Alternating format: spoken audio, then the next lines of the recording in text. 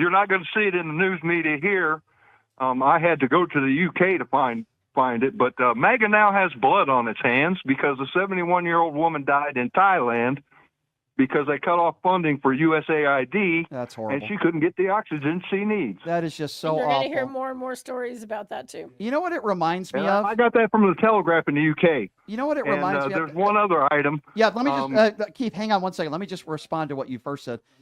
Let me just say this. And that's horrible, by the way. That reminds me of, do you remember when all these people in this country, there were so many of them that listened to the right-wing rhetoric and they didn't get vaccinated? And then we had hospitals all across the country that were overrun in our ER rooms, and people couldn't even get surgeries, and people died because they couldn't get the health care that they needed because there were so many people in the ICU. That's what when you say blood on your hands, I agree with you, and that's horrible. I'm sorry, Keith. Go ahead, and the other thing you were going to mention. Go ahead.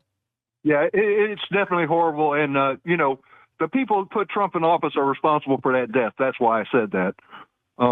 Or that's the way I feel. But the other item was President Musk just secured a $400 million sale to the United States of his stupid Cybertruck. It's in the budget, Yeah. I believe. Yeah. So it hasn't been passed Yeah. yet. But armored.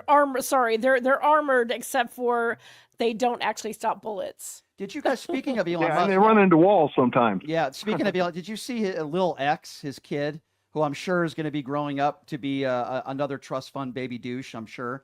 But did you see what he was like saying in the Oval Office? You're not the Yeah, he told president. Trump to shut up. Yeah, he told Trump to shut up. You're not the president. Those are definitely things that Elon Musk says behind closed doors. Thank you for the call, my friend. I appreciate it's out there in Florida. Yep.